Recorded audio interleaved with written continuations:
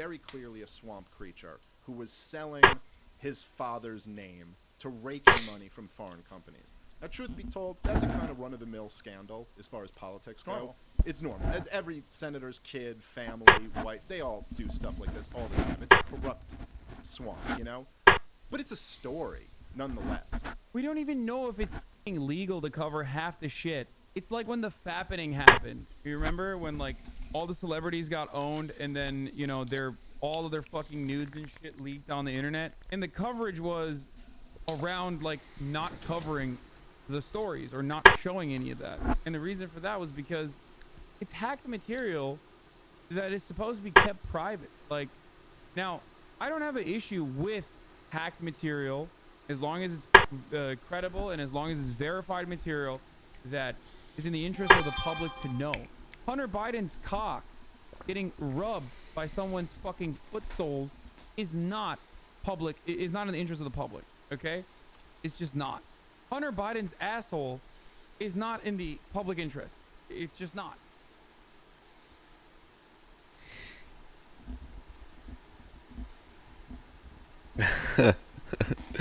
So dumb. Oh man. Okay.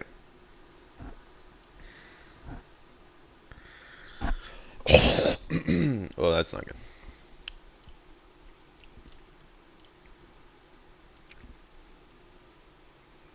My throat hurts. Bum,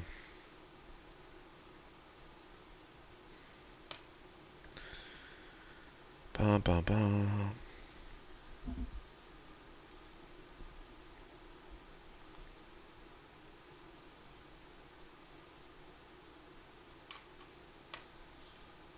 Least deranged ANCAP. If America loves democracy so much, why don't we have democracy in the workplace? Like, we love freedom, but when we go into work, we just start taking orders from someone, no questions asked? How about the workers choose their managers rather than the other way around? How about when management is coming up with policies that directly affect the worker, why don't the workers have a say in creating those policies? Okay, so the first guy is classic. This is like, first guy is a Richard Wolf Andy. Okay, I already know. Of course, I don't personally disagree with that take. I agree with it, but it's a classic Richard Wolf Andy. Let's see what he has to say though. This guy looks like he's about to Castle. intellectually dismantle him. Okay. This is incredibly stupid. First of all, logically, just because something affects you doesn't mean you should have a say in it. If 50 people... Wait, what? Just because logically? Bro, you can't just say logically and then say whatever the you want after it, and then people will be like, well, that guy's logical. See, logically, unicorns should exist, just like the free market. It does. Oh my god, he has his IQ. Oh no. I feel like bishop b5, but he could just play a6. I'm Ben, IQ 137. Oh no. Dude, okay. Listen. I don't want to be rude, but okay, I'm lying. I do want to be rude. Motherfuckers like this who think they're gonna thrive in an Ancapistan type civilization, who think that, like, you know, they're gonna logic their way into like owning a factory or whatever. No, bitch. You and your family will be enslaved by me, okay? I'm just letting you know right now. Ancapistan, you will be my slave. You will not be the factory owner. You will not be enslaving others. You will be my slave. And then I will be Elon Musk's slave, okay? Please stop thinking that in an ANCAP deregulated society that you will thrive in that society. You will not, okay? If you're not thriving in this situation, you're not thriving in that one. People walk into my home now just because they're going to be affected by the conditions of my house. That does not mean that they get a say in what I do. It is... Wait, what? No, they absolutely do get a fucking... That's literally not true. That's why there's like zoning restrictions and... I feel like C3 is a good move. Just to also like maybe play queen b3. Come over to your house and they have children and they fall into your fucking pool and die. Like, you're absolutely liable for that, for not putting up a fucking pool gate, okay? So that's not even true. A4 could be a useful move too, to be able to play bishop b5. Democracy is a terrible system. I highly recommend reading Democracy, the God That Failed by Hans Hermann Hoppe, or The Myth of the Rational Voter by Brian Kaplan. Incorporating democracy into the work. At least the ANCAP is like, you know, doing the reporting. Like, he basically is like, yeah, this doesn't work. Let's just go like, C3. This doesn't. Democracy is a failure. He's doing the I am an anarcho-capitalist, and of course, because of that, I'm a fascist take. That's what it is. At least there's honesty in this. I'm really rational and really logical, and that's why I'm a fucking Nazi. Workplace is something that has been tried many, many times. A democratized workplace is called a worker cooperative. Yugoslavia actually once had a system entirely made up of worker cooperatives. And this is a great paper from the London School of Economics. Oh, I wonder what the London School of Economics had to say about fucking Yugoslavia, dude. Let's see. This worker cooperative system in Yugoslavia increased unemployment, decreased job finding rates, even increased the natural rate of unemployment. At one point, more than 20% of the workforce was working in other countries because they couldn't find jobs. Definitely better now. I'm glad that that system, you know, that system failed so disastrously that it's now excellent now. Shit's popping the fuck off now, dude. Very good now. Much better. I know I say no Balkan talk, but come on, okay? Come the fuck on, dude. But one of the major internal factors was distorted labor incentives. If your workplace is a democracy and not a meritocracy, you do not have incentives to perform better. You don't have... Okay.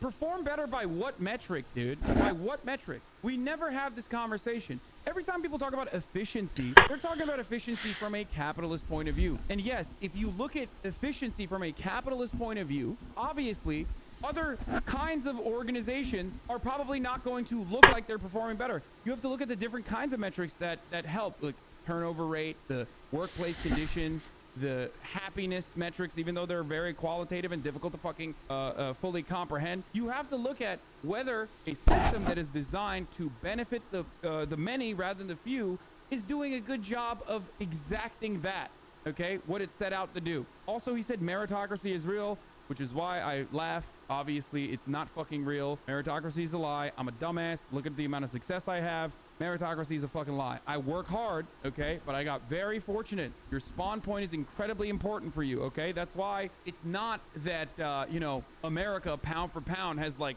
way more fucking billionaires than all these other countries of the Western world has all these like incredibly successful people because they're just so brilliant. It's because they were born in a material, their spawn point was better than someone who's born in fucking Zimbabwe. That doesn't mean that there aren't like capable individuals in Zimbabwe if they were put through an exact same kind of system and get all the same fucking material equality and the material conditions that the American has, the average American or the average Westerner has.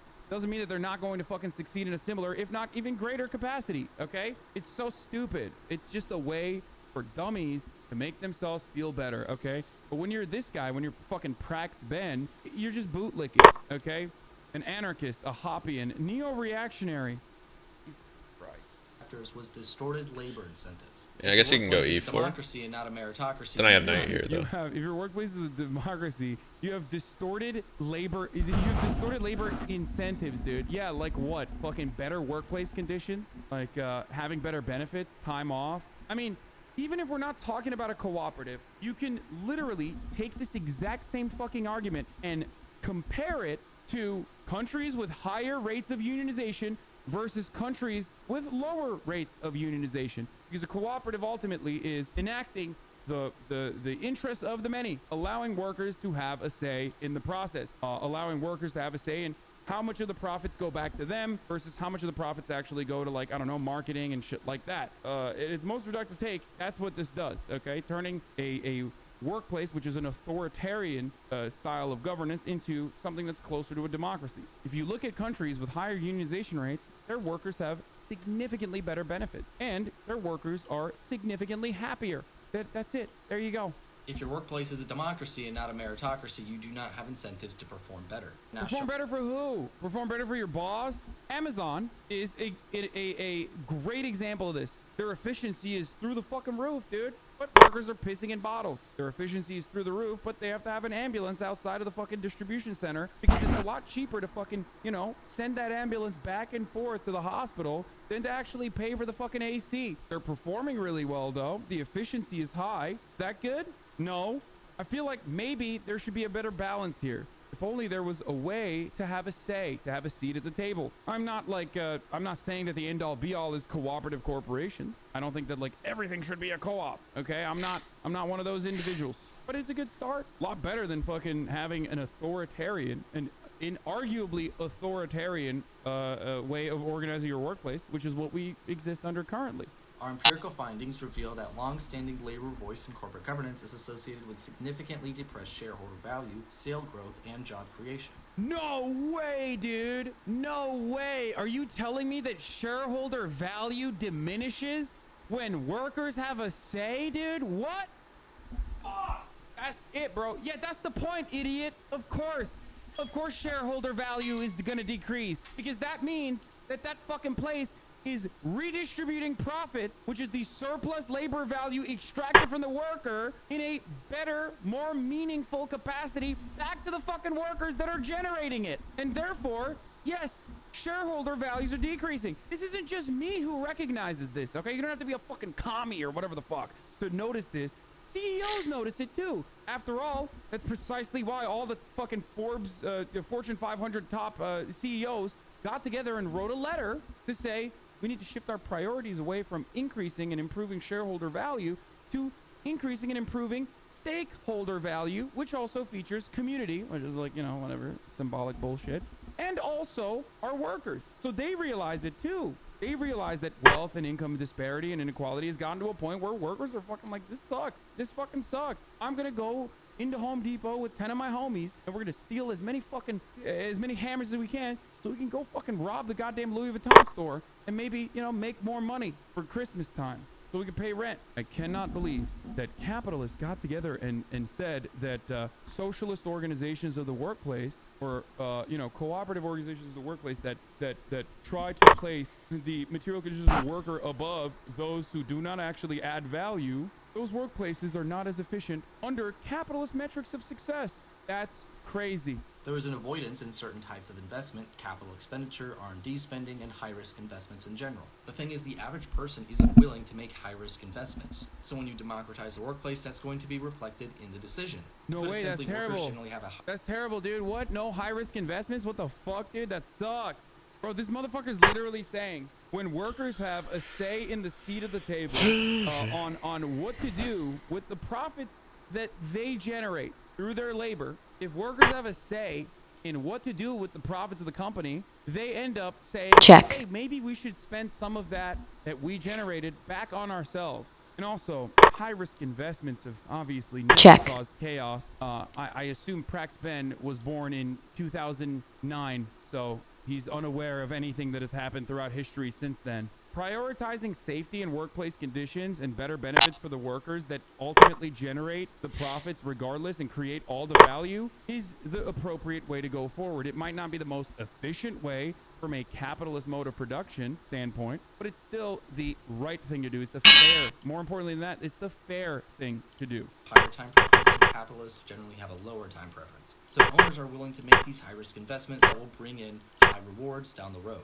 This results in more growth and job creation. Yeah, totally, dude. Owners wanting to improve shareholder value and boards and corporations wanting to consistently grow and consistently increase shareholder value has been great for the American working class. Oh my God, so good. That's why, you know, when you go to Syracuse, for example, it's a wonderful, robust city that still has a blossoming economy.